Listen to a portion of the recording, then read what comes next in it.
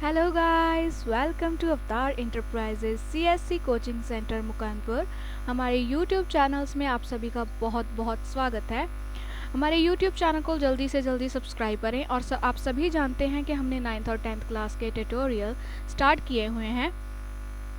तो पहले हमने मेरी प्रीवियस वीडियो बेसिक्स के लिए आप देखें तो पहले हमने स्टार्ट किया था रियल नंबर चैप्टर हमने स्टार्ट किया था। तो उसका पहला रियल नंबर सिस्टम का ट्यूटोरियल हमारा कंप्लीट हो गया था। अब हम 1.2 एक्सरसाइज फर्स्ट चैप्टर की करेंगे which is Euclid division algorithm, और इसका ट्यूटोरियल हम स्टार्ट करने जा रहे हैं। तो इसमें पहले की तरह ना 5 सब पार्ट्स बने हुए हैं, लेमा और algorithm, Euclid division lemma, Euclid division algorithm, HCF using division algorithm and their application. When we start with first lemma and algorithm, ये क्या होता है? तो यहाँ पे वो बोल रहे हैं a lemma is a proven statement use for proving other statement. Lemma जो होता है वो क्या होता है कि एक स्टेटमेंट होती है जो किसी और अदर स्टेटमेंट को प्रूव करने के लिए यूज की जाती है। और ये एल्गोरिथम होती है, वो एल्गोरिथम की डेफिनेशन क्या लिख रहे हैं? An algorithm is a series of well defined steps which gives a procedure of solving particular type of problem. जो पर्टिकुलर टाइप की प्रॉब्लम्स होती हैं, कोई भी प्रॉब्लम्स हमें मैथमेटिक्स में जो दी गई है, तो उस प्रॉब्लम को सॉल्व करने के लिए स्टेप वाइज एक मेथड बना हुआ होता है। तो उस स्टेप वाइज मेथड जो हमें दिया गया है सॉल्व करने के लिए, उसे हम क्या बोलते हैं? एल्गोरिथम। ठीक है। अब वह यूक्लिड डिवीजन लेमा क्या होता है? ठीक है, तो हमने उसको समझने के लिए यहाँ पे उन्होंने पेयर्स दे दिए, 3 पेयर्स दे दिए कोई भी इंटीजर्स के। Consider the following pairs of integers. ठीक है, एक उन्होंने दे दिया 18,7, एक उन्होंने दे दिया 6,7 और एक उन्होंने दे दिया 20,4। ठीक है, तो अब जो 18 और 7 है उन्हें हम तोड़ के किस फॉर्म में लिख सकते हैं? ठीक है, उन्हें हम लिखेंगे 18 is equal to 7 into 2 plus 4, 7 2 या 14, 14 plus 4 18, that is equal to 18, 18 equal to 18। बात तो वही बन गई ना। 18 और 7 को इसी फॉर्म में हमने तोड़ के कैसे लिखा, वो लिख दिया। अब 6 और 7 है, उन्हें हमने तोड़ के कैसे लिखा? 6 इक्वल टू 7 इंटू 0 प्लस 6। ठीक है, 7 को आप 0 से मल्टीप्लाई करोगे तो 0 आ जाएगा, plus 6 equal to 6, 6 equal to 6। Same thing is for 20,4। इन इंटीजर के पेयर को हमने कैसे लिखा? 20 इक्वल टू 4 इंटू 5 प्लस 0 हो गया। 4 इंटू 5 दैट्स इज 4 5 20, 20 हो गया।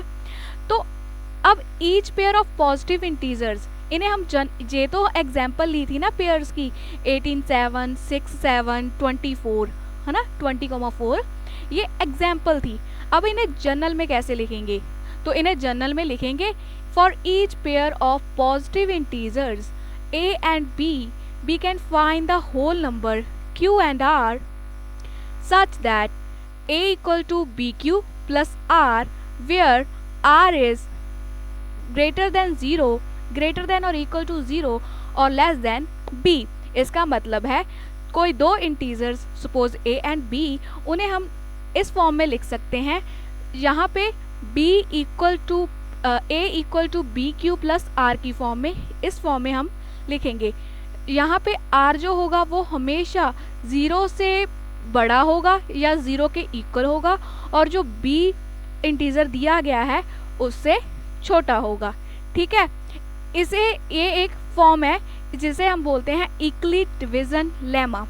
Given positive integers are a and b, there exist a unique whole number q and r such that, जिन्हें हम फॉर्म में लिखते हैं aq is equal to a equal to B Q plus are.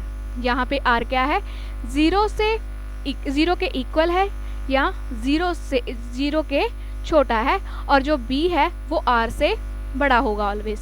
ठीक है, जो q और r है वो किसे रिप्रेजेंट करेंगे?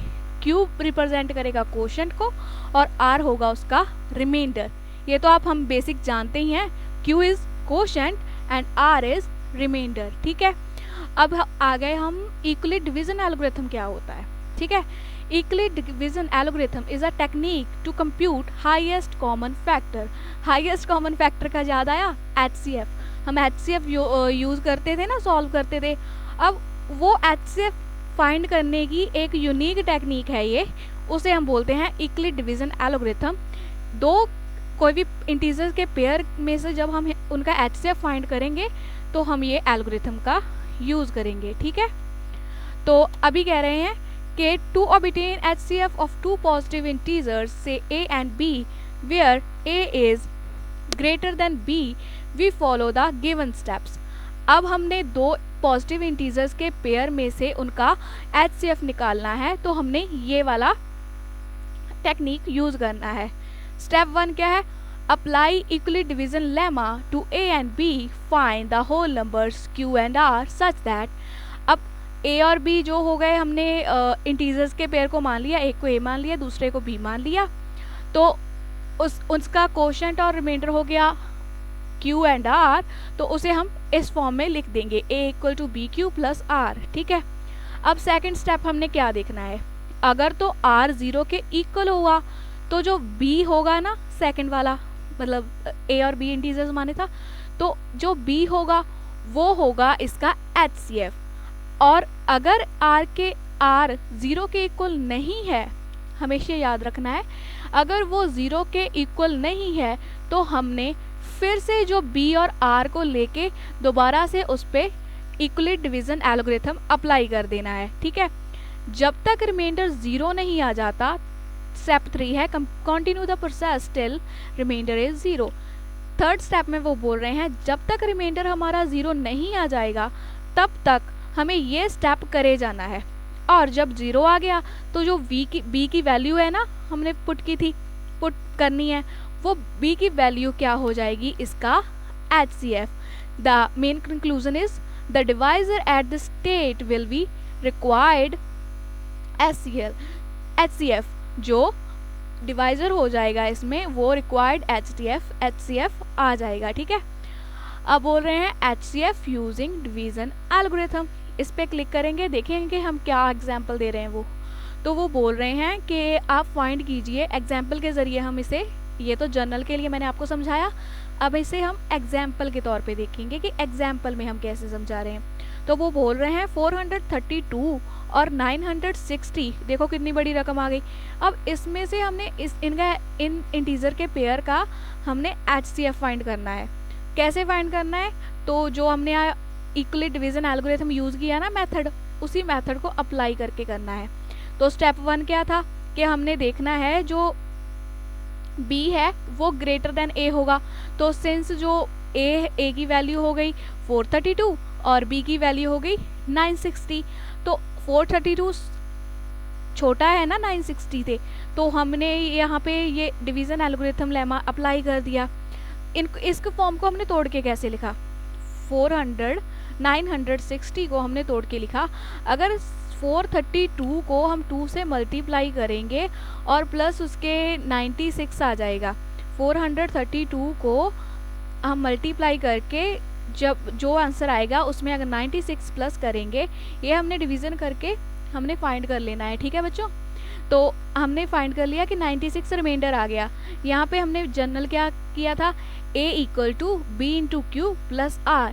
A की वैल्यू 960, B की वैल्यू 432, कोशेंट क्या है 2 और रिमाइंडर इज 96। अब रिमाइंडर तो है वो 0 से बड़ा है और B से छोटा है, तो स्टेप, क्योंकि रिमाइंडर 0 नहीं आया तो वो बोल रहे हैं 96 is not equal to, we apply the division lemma to 96 and 432। अब B और R को लेके हमने उन पे ये दोबारा से अप्लाई कर दिया, बिकॉज जो रिमाइंडर था वो 0 के इक्वल नहीं था। तो 432 इज इक्वल टू 432 और 96 को हम तोड़ के लिखेंगे जब उसकी डिवीज़न में, तो वहाँ पे क्या आ गया? 432 96 को हमने 4 मल्टीप्लाई प्लस 48, तो A की वैल्यू हो गई 432, B की वैल्यू हो गई 96 इंटू कोशेंट क्या हो गया 4 प्लस रिमाइंडर हो गया 48। जो अभी का रिमाइंडर है वो 0 से बड़ा है और B से छोटा है। तो अब फिर से हमने देखा कि रिमाइंडर फिर से 0 नहीं आया, तो since 48 is not equal to 0 we apply the division lemma again. तो अब b की वैल्यू यहाँ पे क्या थी 96 और रिमाइंडर क्या है 48, p और r की वैल्यू आ गई। अब इस पे हमने फिर से इक्वली डिवीजन एल्गोरिथम वाला लेमा यूज़ कर, जो हम जनरल फॉर्म यूज़ कर रहे थे उसमें हमने फिर से अप्लाई कर दिया। 96 इक्वल टू क्या आ गया, हमने जब इसे दोबारा से तोड़ के लिखा 96 इक्वल टू आ गया 48 इंटू 2 प्लस 0। यहाँ पे हमने क्या देखा कि जो रिमाइंडर है वो 0 आ गया। अगर रिमाइंडर 0 है तो डिवाइज़र क्या हुआ 48। अब यहाँ पे divisor into quotient plus remainder, division में हम करते हैं ना, तो अब जो डिवाइज़र आ गया 48, तो ये 48 डिवाइज़र है ना जो, वो डिवाइज़र हो गया इसका HCF। समझ में आया बच्चों? साथ ही साथ कॉपी पेन उठाइए और इसे साथ ही साथ सॉल्व करके देखिए जैसे जैसे मैं बोल रही हूँ। अगर आप साथ ही साथ सॉल्व करके देखेंगे आपको आसानी से समझ भी आएगा और आपको लर्न भी हो जाएगा, आपकी प्रैक्टिस भी हो जाएगी और एग्ज़ाम पॉइंट ऑफ व्यू से आपकी तैयारी भी हो जाएगी। अब नेक्स्ट क्या बोल रहे हैं, एप्लीकेशन। अब दोबारा से इनकी एप्लीकेशंस देखेंगे, ठीक है। फर्स्ट एप्लीकेशन में क्या कह रहे हैं, कह रहे हैं कि शो कीजिए कि positive odd integer is a form of 6q plus 1, 6q plus 3, 6q plus 5 where q is a sum integer. कह रहे हैं कि कोई एनी पॉजिटिव ऑड इंटीजर हमेशा किस फॉर्म के होते हैं, वो इस फॉर्म के होते हैं कि 6q plus 1, 6q plus 3 और 5, मतलब ऑड टर्म्स में ही होते हैं, ठीक है। q जो है वो जनरल इंटीजर के लिए यूज़ कर रहे हैं यहाँ पे।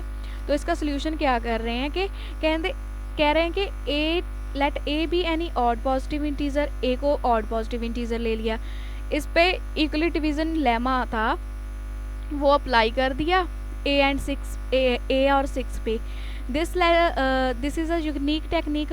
यहाँ पे क्वोशंट और remainder such that a is equals to B Q plus r होता है। b की वैल्यू कहाँ, b की वैल्यू के जगह पर क्या आ गया 6, ठीक है। a is equals to 6q plus r, ठीक है। हमेशा याद रखना है r की वैल्यू क्या है 0 के इक्वल या 0 से बड़ी और 6 से छोटी। तो इनके बीच की वैल्यूज कौन सी होगी 0, 1, 2, 3, 4, 5, क्योंकि 6 से छोटी रखनी है ना, 0 से इक्वल भी हो सकता है, 0 के बड़ा भी होता है 6 तक। तो 1, 2, 3, 4, 5 आ गया। तो अगर ये वैल्यूज हैं तो इस 6q प्लस r की फॉर्म में क्या हो जाएगा 6q plus 1, 6q plus 2, 6q plus 3, 6q plus 4, 6q plus 5 where q is a quotient, q हो गया कोशेंट। तो अगर हम यहाँ पे उन्होंने स्टेटमेंट में क्या किया था कि a is a odd integer, अगर यहाँ पे a सिर्फ ऑड इंटीजर ही लेने हैं तो इवन वाले तो हम वैसे ही छोड़ देंगे, जैसे 6q प्लस 2, 6q प्लस 4 और they are divisible by 2 because ये डिविजिबल होते हैं 2 के। और जो ऑड नंबर क्या होता है, ऑड नंबर वो होता है जो कभी भी 2 से डिवाइड नहीं होएगा। तो इन्हें हमने नेग्लेक्ट कर दिया, तो बचा क्या 6q plus 1, 6q plus 3, 6q plus 5। तो जो उन्होंने प्रूव करने को कहा था हमने प्रूव कर दिया ना, ठीक है बच्चों। उन्होंने प्रूव करने को क्या कहा था कि जो odd integer positive odd integers होते हैं वो किस फॉर्म के होते हैं 6q plus 1, 6q plus 3, 6q plus 5, वही हमने यहाँ पे प्रूव कर दिया। इवन वाले हमने छोड़ दिए बिकॉज उन्होंने छोड़ दिए, मतलब निगलेक्ट कर दिए बिकॉज उन्हें हमें ऑड का ही पूछा था। I hope you will all understand जो मैंने अभी पढ़ाया। अभी इसे रिवाइज करके देखिए, मेरी अगर कुछ नहीं समझ आया दोबारा से वीडियो को देखिए और जल्दी से जल्दी मेरे चैनल को सब्सक्राइब करें। डेली अपडेट्स आपकी ऐसे चैप्टर वाइज हम वीडियोस डालेंगे और आपकी पढ़ाई अच्छे से हो। Good luck, thank you. For more details you can contact us our office at Mukanpur. Thank you.